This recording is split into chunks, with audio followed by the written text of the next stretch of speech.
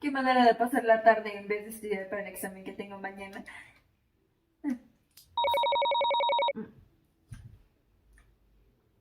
Agente S, emergencia. ¿Emergencia? Ok, ok. ¿Qué tan grave? Código E24A13UU. No, estás usando el código incorrecto. Perdón, código OWO no estudié para el E24A13UU. ¡Oh, shit!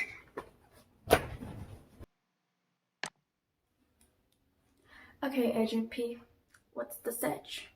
¿Por qué estás hablando en inglés y qué onda con esos lentes? Es que se ve padre, aunque no puedo ver con estas cosas. Ok, a lo que íbamos. ¿De qué examen hablamos? De historia. ¿Crees que sea posible? ¿Pasarlo? Claro que sí. Estás hablando con la chica que siempre pasa. No matter what. ¿No estás reprobando como dos materias? ¿Detalles? ¿Quieres pasar, sí o no? No, sí quiero pasar. El tema que va a venir es la Gran Depresión y cómo afectó sus relaciones con México. Mi especialidad. Ok, comencemos. Tú solo tienes aproximadamente 5 minutos para tener todo. Los fabulosos años 20 en Estados Unidos. Jazz, el cine, gangsters y el consumo basado en el crédito, el cual se promovió como una manera de los préstamos que se daban por los bancos, lo cual era raro que los estadounidenses no lo pensaran como endeudarse. Pero bueno, gracias al crédito, muchos estadounidenses, desde los empresarios hasta los obreros, pudieron pedir préstamos del banco y vivir con lujos que se promovieron por todo Estados Unidos junto con el sueño americano. Muchos compraban automóviles, casas, electrodomésticos y hasta invertían en proyectos de negocios pensando que sería una ganancia en el futuro. Lo cual, como vemos, no terminó tan bien. Oh, creo que también escuché algo así de parte de mi mamá, que el consumo aumentó intensamente y que terminó con la crisis económica más grande de Estados Unidos, o bueno, la Gran Depresión. Según recuerdo de los que mis tíos hablan, en 1929 las mujeres que tenían mayores riquezas les daban de comer y hacían comedores para las personas desempleadas.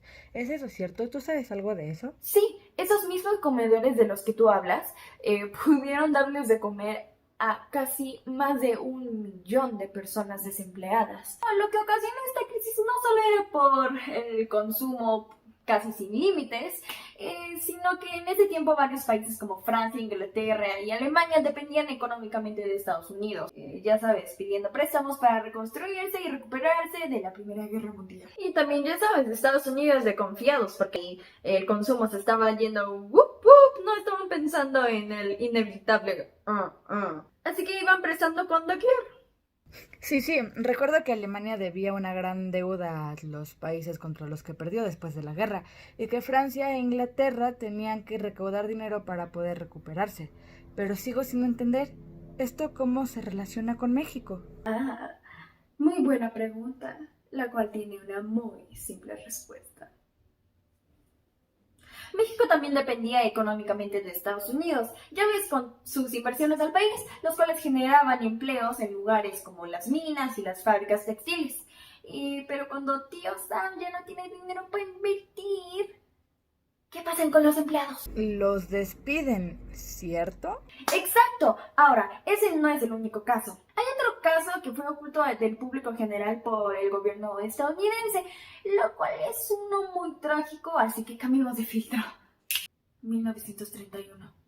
Más de 500.000 de personas fueron deportadas, prácticamente sacadas a patadas de su hogar, sin importar que eran estadounidenses de nacimiento, sin importar que ya tenían propiedad privada, trabajos y documentos legales, simplemente por la razón de ser de ascendencia mexicana o cualquier otra cosa que no sea estadounidense nata.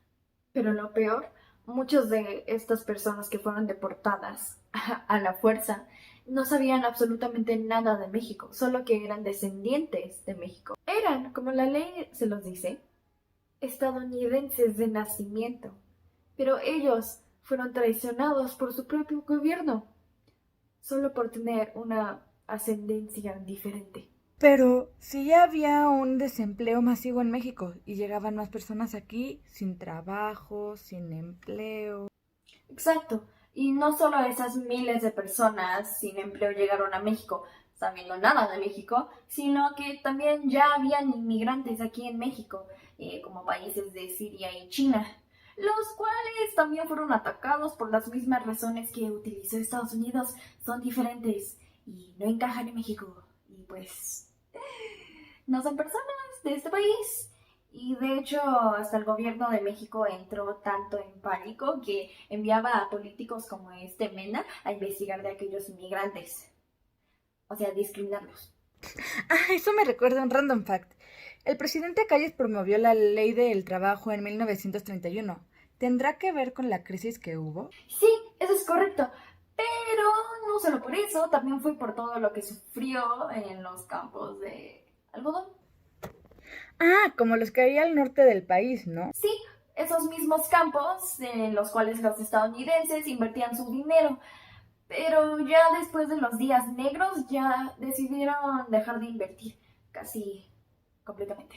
Y pues creo que todos ya nos sabemos el patrón. Tío Sam ya no tiene dinero para invertir en estas cosas y estas cosas tienen empleos y si estas cosas hacen puff, pues digamos que esos empleos desaparecen. Así que muchos campesinos perdieron sus trabajos y las tierras sufrieron muchísimo. Por eso Calles expandió esta ley por todo México.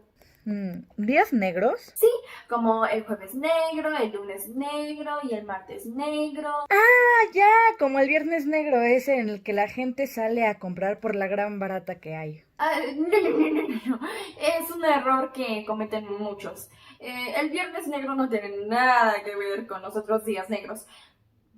El jueves negro fue el inicio del crack de 1929 y el martes negro fue el día en la que la bolsa de Nueva York se desplomó por completo.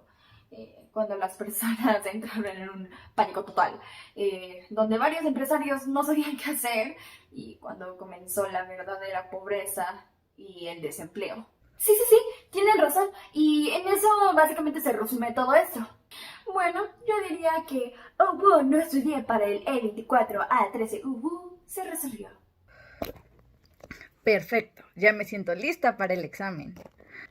Agente P, fuera.